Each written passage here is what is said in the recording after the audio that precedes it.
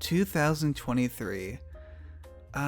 Compared to 2022, I knew this year would kind of be a little more different in terms of where my life would go. Mostly I graduated from college, so I was expecting some life changes. But I wasn't expecting a lot of, I guess, self-discovery as well with myself and figuring out what to do in the future. But one thing I wasn't expecting was to go to as many cons as I did again. I was expecting to change a little, but I mean, I ended up still going, still had fun this year. And I think we can talk about that all. For formatting the video, kind of talking a little bit about Make Your Mark first, and then going into more of my personal experiences with the year. So one of the biggest things with MLP this year was the Make Your Mark series, I think ending. I don't know what they're planning on doing with it. But we ended last year with Winter Wish Day with Chapter 3. And this year we got Chapters 4, 5, and 6. It felt like it all just came out pretty rapidly, even though it was kind of like a full year thing. Each of the chapters kind of had like their series of episodes. How do I describe it? Different kind of sense in terms of number of episodes. Inconsistent, that would be the word. I think Chapter 4 was my favorite though out of the 5 and 6, because 5 was alright, and then Chapter 6 was kind of, I felt rushed. They kind of like rushed through it, and then they had the Secret to Starlight thing to lead us into the new villain, the new saga for the Tell Your Tale series that's gonna, I guess, continue that. Which I said before, I mean, I like Tell Your Tale. It does feel weird though, without the Make Your Mark in the future. I mean, I hope we get some, but I don't know if that's gonna happen. But at least we're getting new content of something at least, so that's something to look forward to. And something else I forgot to talk about last year was me hosting the Top Brony music channel for the first time. I started at the beginning of 2022, and then I went through it this year as well.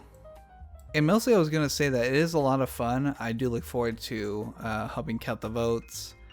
Luckrock is very helpful with providing the playlists and providing advice, because the playlists do help people vote and like find songs to vote for easily.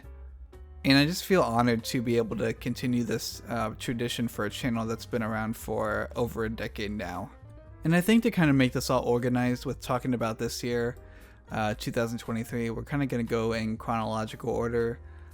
Starting with the beginning of the year where I finished that top 15 favorite episodes video for MLP.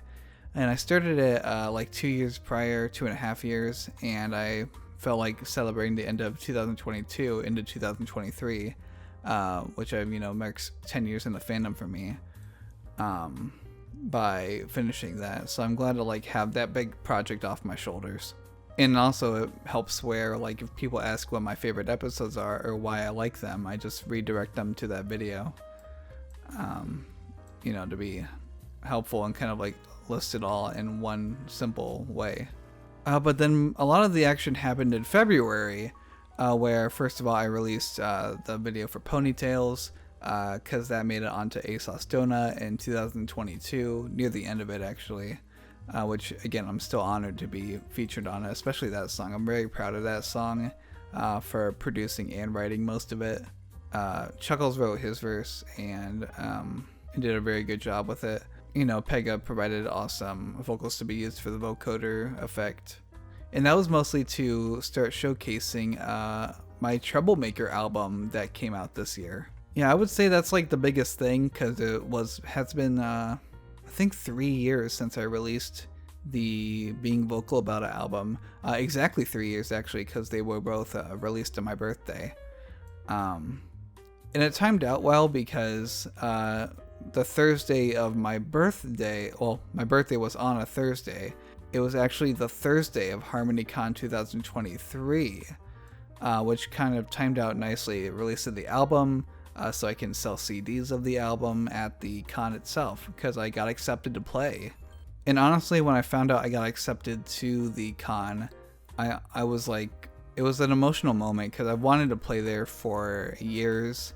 I remember seeing a lot of the musicians playing at Harmonycon 2020. Oh man, that feels like a long time ago now.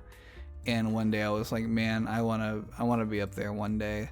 but like it seems like such an unreachable thing. And take that as you will, of like you keep trying, and you know, you work hard at it. Because like I was rejected in 2022, and it feels like a miracle, or it feels like a privilege to be able to perform it at 2023's Harmonycon. And I wanted to give it my all, because I was like, okay, if in the sense, like hypothetically, this is the only time I ever play it, I, you know, want to give it my all, do what I want to do. And I was paired with a musician named Sound Bandit to kind of B2B it, because there were a lot of musicians, and I was to being paired up so we can like fit as many musicians as we could on the roster. There were some other B2B or collabs going on, so it wasn't just us. And at least for my part, I wanted to do the Euphoria set that I did at Trotcon 2021. Because that was originally intended for Harmonycon, with like, because the AV is great, the concert's great, you can do a lot of like cool stuff there.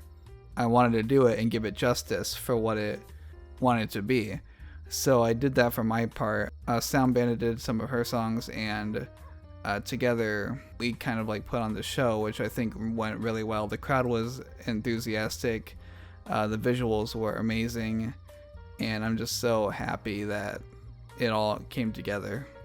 Because like, shout out to Rarity, Chuckles, Pegasus, and Nami for being guests on the set. It's probably going to be one of my favorite sets for a long time that I've done and will do. And it kind of did feel like you made it moment in a way. I don't want to sound like too boastful or anything, but it just felt like that. And it kind of, I feel like, also marked the new era for me, that accompanied with the Troublemaker, A Herd of Issues album release. But also in a way it felt weird, because I was practicing a lot that I forgot kind of like to have fun and stuff. I was at the vendor table some, but I wanted to have more fun there. So next Harmonycon, I kind of want to make it a goal more to have more fun at the con. I'd had a lot of fun in 2022, so I want to kind of like do that again here. And after that, not a lot happened between like the March and April period. It was kind of like a cool down from Harmonycon. Then there was in May, Seaquestria Fest, which before that I released the video for Pushin' Buttons, which I'm grateful that a lot of people like Pushin' Buttons. Again, it was featured on ASOS Donut, with the help of Melody Brony and the vocals of Proto-Shades. The song is really well done, and I'm glad a lot of people liked it. The video was fun to make. But yeah, on to Seaquestria Fest. We road tripped again, a bunch of friends. This year was a little more like, there was a slightly bigger attendance, and the concert was a little bigger. Technology wise, there was more stuff to the concert. I mean, there's still improvements to be done, but it was pretty cool. And yeah, I just love the beachside vibes to it. Got to have summer clothes and just have fun there. And speaking of summer, Whinny City was in June, and they had a tropical theme, which I mean, like, was already perfect. Having a tropical vibe at Seaquestria Fest, move it right to Whinny City. Got to have a lot of fun there and play into the theme a lot, especially with my set and outfits. And Whinny City 2022 and 2023 kind of mark it as like, it's one of my favorite cons in the US because of how like chill the vibe is there. The hotel feels very modern, but also like quiet in a way, and I love it. Plus with all the walkable distance kind of places you can go. But then in July, before Trotcon, I released a video for 1,000 likes featuring Nami, and I'm just like blown away by the reception of it. I'm glad a lot of people like it, because the funniest thing is that song was actually like almost didn't happen, because it was close to Harmonycon and I wanted to finish the album, and I was like, oh dang, I want one more song for the album, but like I don't know what to do.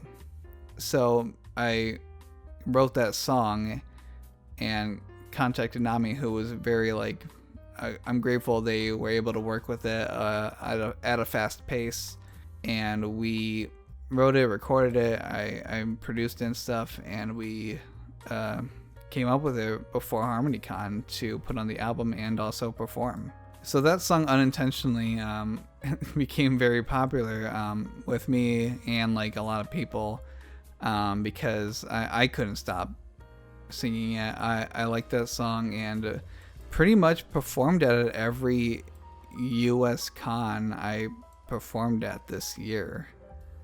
Nami couldn't go to all of them, so shout out to Koa, who was willing to learn and sing it. We even came up with a little dance for it that caught on with us, so thank you to Koa for working with that. But then came Trotcon, where I was on the daytime concert lineup for it, and we had the new venue, which was a little bit of annoyance to travel to the hotel, like have to walk there or drive there.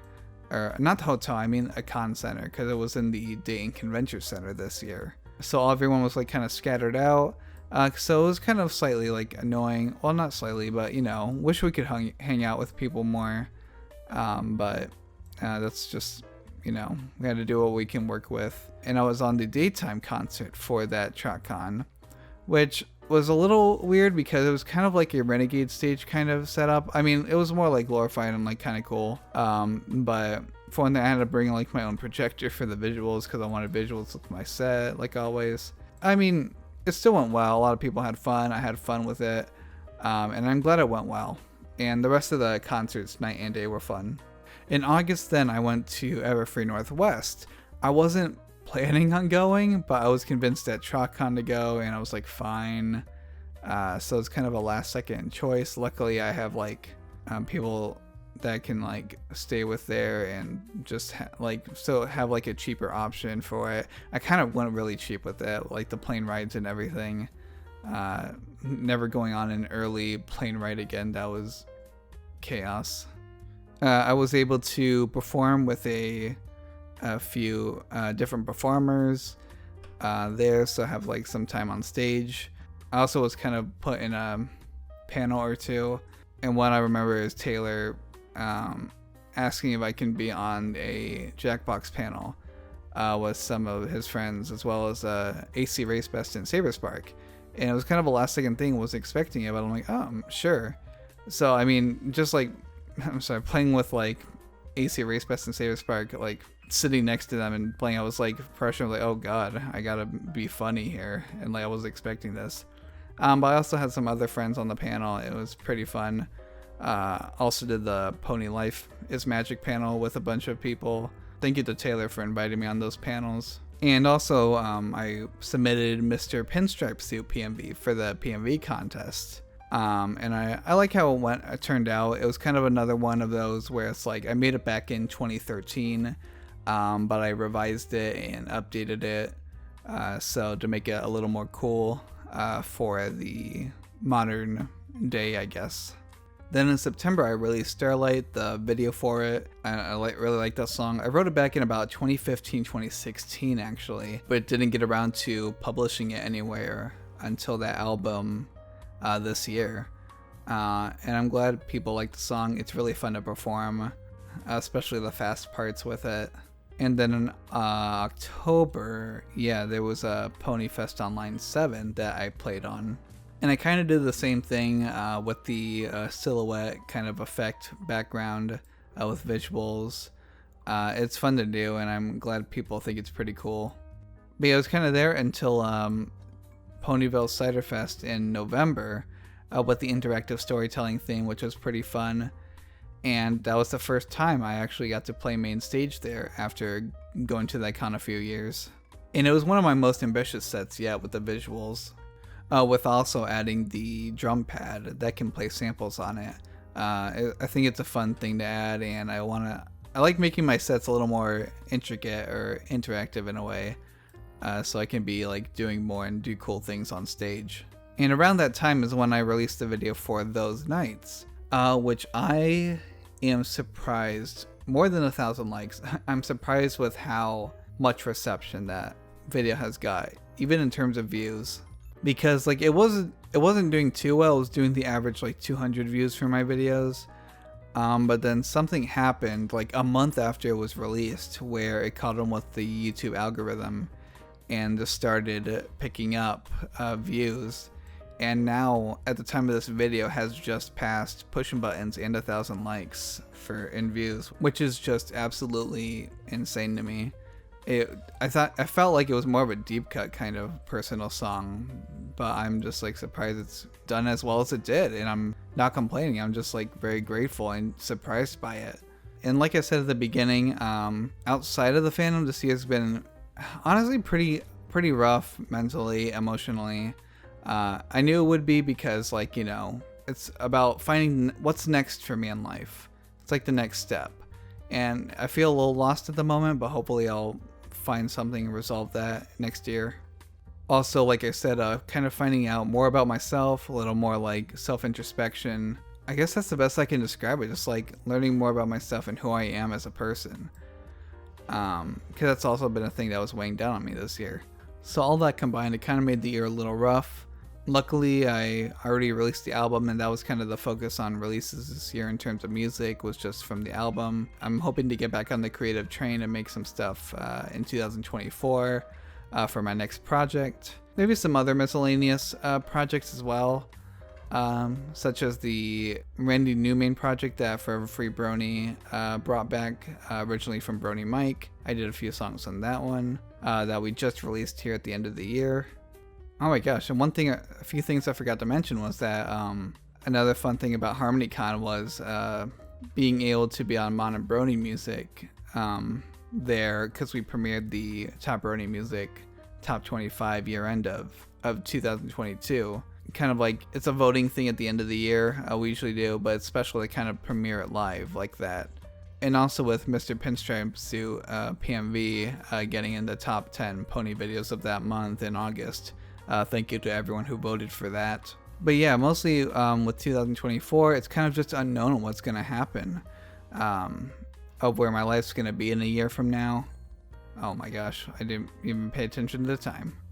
And I just hope to create more content, especially with the con vlogs that I've been keeping up with. Mostly got almost every month this year, which I'm impressed by my consistency with that. Making more projects, making more music, keeping up with Top Brony music channel, and we'll see where I am a year from now. And hopefully I get to keep playing conventions. Obviously, you know, think of other financial things first before just going to cons, because cons are a privilege financially. I'm just happy to be in this fandom, have a lot of great friends, and being able to create awesome content that a lot of you enjoy. It really means a lot to me. All the nice comments, all the just like nice interactions I get. I even had an interaction with someone who liked my music outside of Everfree Northwest when I went, which like insane, just like an insane thing I wasn't expecting. It's things like that that make you feel good, you know? And I just, you know, wasn't seeing myself in this kind of like place when I joined the fandom, or, you know, growing up in the fandom. Also forgot to mention about making that Christmas cover at the end of the year. That is something I wanted to do for a year, and I'm glad I like got a fun little cover of that at the end for Sweetest Time of the Year. It's a catchy song. But other than that, thank you all for watching, and I will see you next time. Oh dang it, that would have been a nice finish. Give me a second. There we go.